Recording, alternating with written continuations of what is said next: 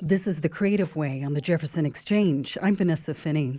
Some experiences in life are straightforward. Some are meant to be examined from multiple angles across the years and reshared in a variety of forms.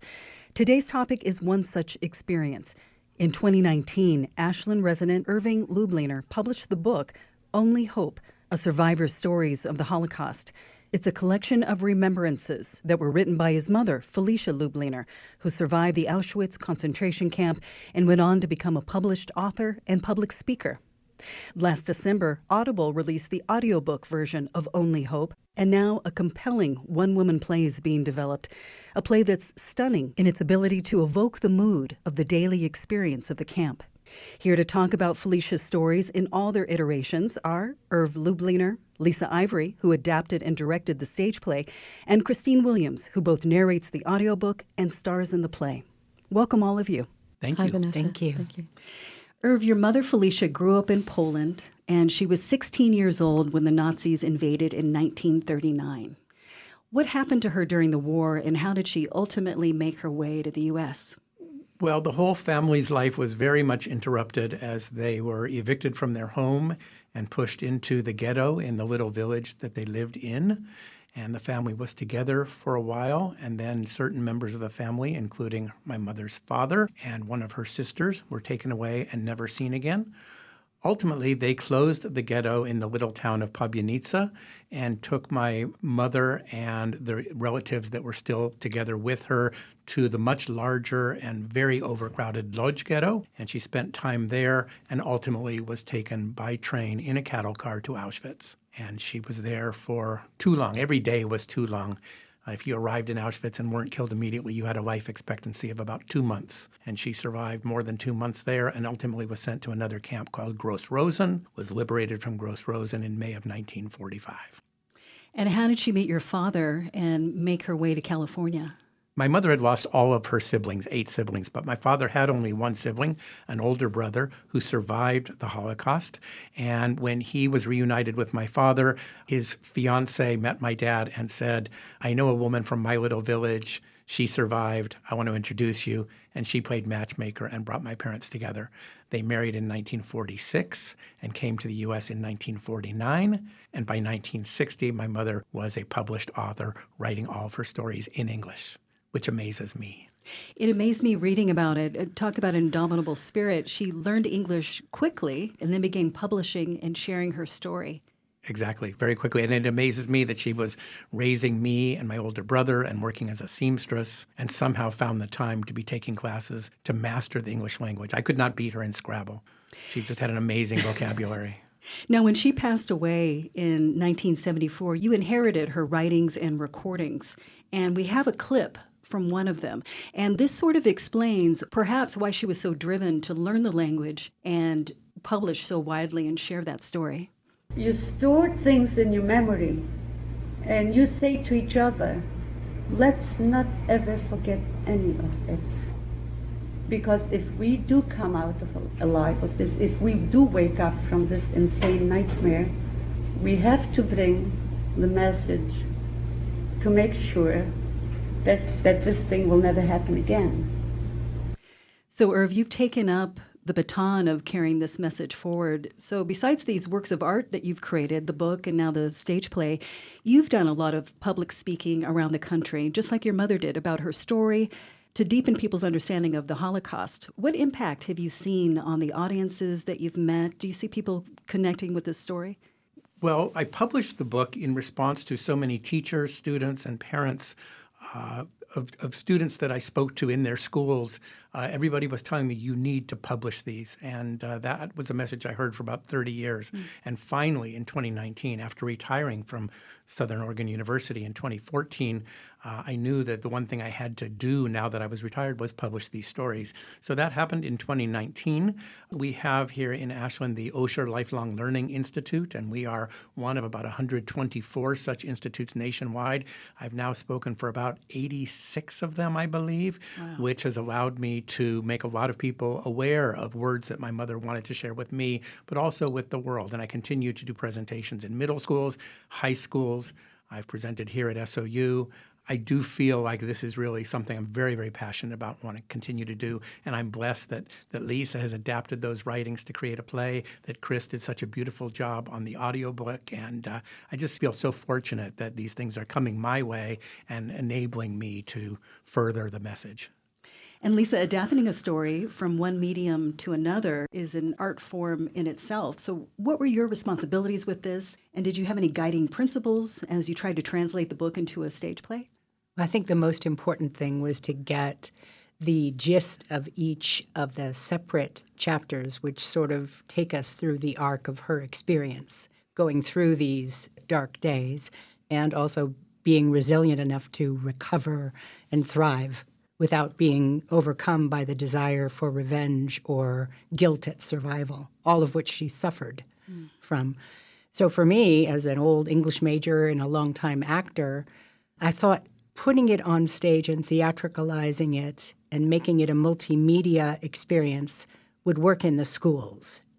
Because I feel, as a middle-aged white lady who's had an easy life, that I could be an ally and an advocate and get this going.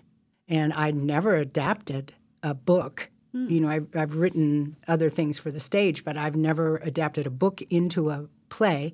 And I know Chris very well. And I was so taken with the audiobook and the book itself that I really felt passionate that there was something I could do to get this story to more people and potentially get productions, you know, actual professional productions done of this story where it would be developed. And we're going to hear from Chris in just a minute, but first, we have a clip from the audiobook. Here's an excerpt of Only Hope, a survivor's stories of the Holocaust, with Christine Williams narrating. I chose to live, for every hour lived at Auschwitz was a victory.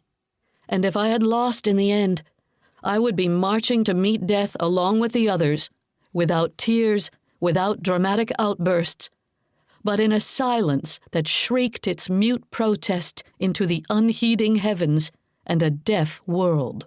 If you're just joining us, my guests are Irving Lubliner, Liisa Ivary, and Christine Williams, talking about the book, audiobook, and stage versions of this Holocaust memoir. Here, Chris describes the process of becoming the voice of the survivor, Felicia Lubliner. I feel like I know Felicia because I've been living with her for a couple of years now. She was an incredible writer, and that's the thing that struck me from the very beginning when I first read the stories, that I've actually narrated other memoirs of the Holocaust and have done a fair amount of digging into that time period. I'm really fascinated by it. And something about her stories, the way that she wrote and structured and created a whole way of bringing people into that experience was unlike any other that I've read before. And so I've been very passionate myself about this is a perfect way to help people understand the humans at the center of this experience and how like us today they were then, and it helps us take seriously our responsibility to not let that happen again. Right. Can you explain more about what you mean about the unique way she had of structuring the stories? Well, it was when I learned from Irv that she had done stand-up comedy routines at his elementary school parents' night talent shows that made me have my aha moment. Like, well, of course, because she was such a great storyteller. And she had a sense of humor even inside those horrific experiences. And by humor, I mean her humanity, her way of capturing an image of an event and of relating to it in this way that draws you into it in the best way that comics do, of helping you put you right there in that experience, and you know you're being taken care of. So she shaped the stories. She had a marvelous sense of story structure. And the way that she shaped the stories and draws people in, we get to go with this person that we trust. And we are changed through the experience. I think I've had a little glimpse into what you mean about the mastery of storytelling that she has. When I was watching one of her videos, she described arriving at the camp at Auschwitz in a cattle car, and there was a sign over the gate saying, "Work shall set you free." And she said, only later would we realize that it should have said, "Abandon hope, all ye who enter here," Yes. quoting Dante. So, Liisa, did you have something to add to that? Just that Chris touched on the core of what drew me to this. And you're talking about the cattle cars, and she'd say, so follow me, if you can, if you will, into Auschwitz, because you are with me now. What would you do if it were your life? What would you do? How would you behave? And one of the really deathly funny things that she said was, and you have this little piece of bread, and you're thinking, well, if they were going to put you to death, why the hell would they give you bread?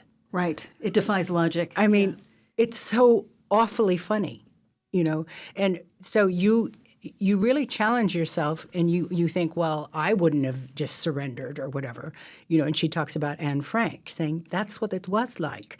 You're looking into the barrel of a gun, and the Doberman dogs and the German Shepherds, and you pick up your bundle and go, that you realize that you really don't know until you're there.